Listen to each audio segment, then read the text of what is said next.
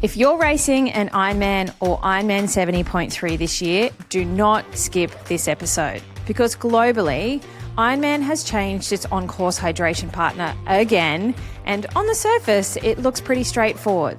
But when you actually pull it apart from a real-world race nutrition perspective, it has some big implications for how you're going to fuel, hydrate, and execute your race. Last year, I did an entire podcast episode on Ironman's move away from Gatorade Endurance formula to the Mortal Hydration. And that was across North American Ironman branded courses. But this year, all Ironman branded events globally are changing their hydration partner over to Precision Fuel and Hydration's pH 1000 as their hydration product. And all carbohydrate fueling on course will come from the Maurten products, the gels and the solids available on course. If we haven't met before, hi, my name's Taryn. I'm an advanced sports dietitian who specializes in triathlon nutrition. And when Ironman changes something like this, my first question is always, okay, great.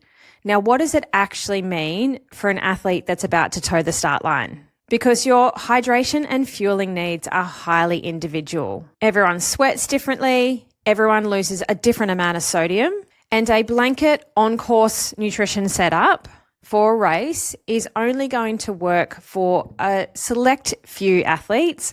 The rest of you will have to figure out a new plan of attack. For some, that setup is going to be totally fine. It will meet your needs. But for many others, that's not going to meet your fueling, your hydration, or your salty margarita needs. And I work with plenty of those athletes inside the Triathlon Nutrition Academy program. And honestly, if you're racing the 70.3 or the full distance events and you're winging your hydration and fueling, things are going to go pear-shaped pretty quickly. So in this episode, I'm going to break it all down for you. We're going to cover what has changed on course, who that setup is really going to work for, who it's not going to work for. And you're going to have to understand how to be potentially a bit more self-sufficient and why it's so important to understand your own sweat, hydration, fueling, sodium, gut tolerance needs. It is non-negotiable if you want to execute well on race day. And really importantly, what you can start doing now, today, in training, so you are not trying to problem solve or do some mental maths halfway through the bike leg. Welcome to this episode of the Triathlon Nutrition Academy podcast. Let's dive into the details of exactly what's changed on Ironman race courses around the globe.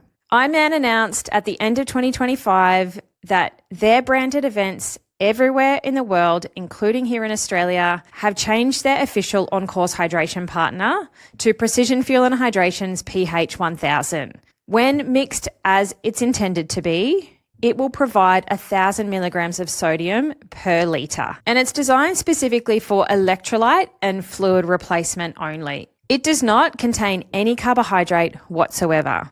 Your carbohydrate fueling on course is now provided separately via the Maurten gels and the Maurten solids. And those guys are the official fueling partner of Ironman branded events globally. Now, I did a little bit of digging, and according to some of the events websites, the pH 1000 will be served in pre-mixed bottles on the bike and in paper cups on the run course. That's as much information as I could find. I'm assuming they're going to mix it to the right concentration so that it will provide 1,000 milligrams of sodium per litre. But most of these products are made by the volunteers. Now, I know a lot of triathletes who rely on that hydration product on course to provide both their hydration and a significant proportion of their carbohydrate fueling, particularly on the run course when it is harder to be self-sufficient to carry your own sports drink. So you pick it up at aid stations because it's a no-brainer, it's easy, you don't have to worry about carrying stuff, and it's readily available every 2Ks or a bit over a mile. So this is where you're going to need to stop and think for a second. Because if you are somebody that has relied really heavily on your sports drink to provide a lot of your fueling needs, you can no longer just assume that that on-course setup has got you covered. It is not going to meet the needs of your race nutrition plan. Now, this change by Ironman doesn't necessarily mean that the system is bad. It just means that you need to Understand the science behind your race nutrition plan, the way that it's structured, what's on offer, and build a potentially new race nutrition plan or become much more self-sufficient rather than turning up on race day, hoping that whatever is available on course is going to work for you and magically be okay. We're not going to do that. We're going to be way smarter than that. The key structural change globally is that hydration and fueling are now completely decoupled, which is PFH's kind of whole philosophy, and that is across all Ironman branded events. So now that we're clear on what the on-course hydration and fueling setup actually looks like,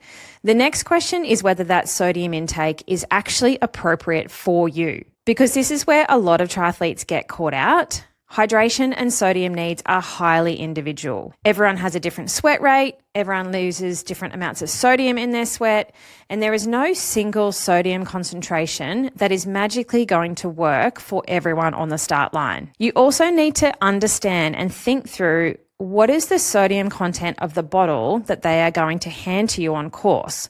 So if they give you a standard bidon, they're 750 mils or 25 ounces.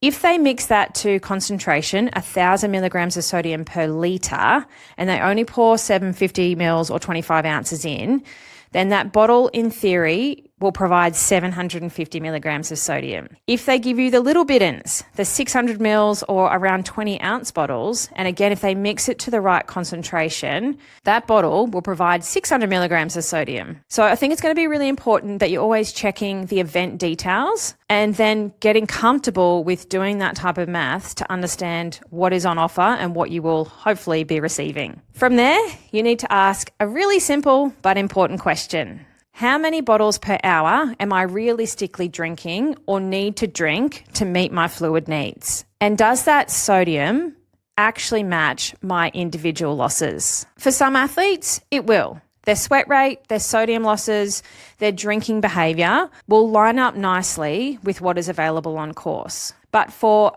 plenty of others, that intake won't even come close.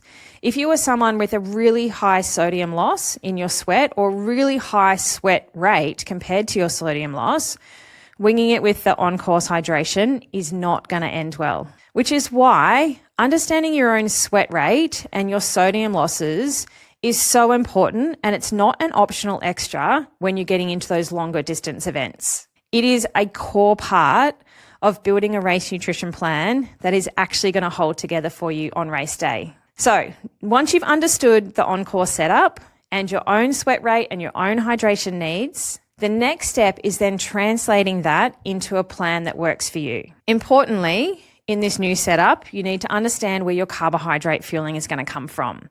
Are you going to rely on the Morton gels and the Morton solids? Or are you going to BYO a sports drink? If you're someone who likes to drink your carbohydrate and do a lot of your fueling that way, obviously you can't rely on the pH 1000s to do that, and you'll need to be so much more self-sufficient on race day. But regardless of how you're choosing to fuel, you need to practice that strategy in training. That means pressure testing that setup in conditions that are actually going to resemble your race. On-course products don't magically work on race day if your gut has not seen them under the stress in training. Because at those longer course distances, like a 70.3, like a full distance race nutrition failures are rarely one big giant mistake. They are generally small mismatches that just compound all day when you're out on course. This is why I spend so much time with my athletes inside the Triathlon Nutrition Academy to get them to understand their sweat rate, their sweat sodium losses, their fueling needs, their gut ability, and then building a plan that is specific to them, not just based on whatever's printed on a race website. If you want support with that and all the things that go with understanding how to eat for our sport, then you can register your interest in our upcoming cohort at dietitianapproved.com/academy. And if the academy isn't open while you're listening to this and you really want to get started now, the best place to start is the Triathlon Nutrition Kickstart course. It gives you the fundamentals you need to understand your fueling, your hydration, and your recovery properly, so you're not guessing or just copying someone else's plan and hoping for the best. Because the goal on race day isn't just to survive the day. It's to execute your race nutrition confidently so you can actually race to your potential, cross the finish line with a smile, knowing that you've given it your all.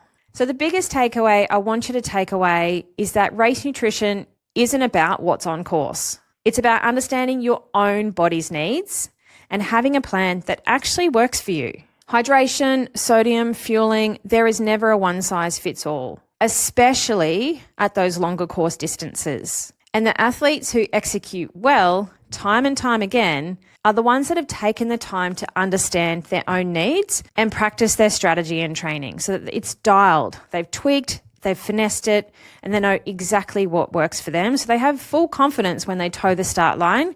Their plan is going to work for them. And look, if something goes awry, they know how to troubleshoot it out there on course as well. So it's not a make or break situation. And that is what I love focusing on here. Cutting through the noise and giving triathletes clear, evidence-based guidance that you can actually apply. Thanks for tuning in. I'll see you next week.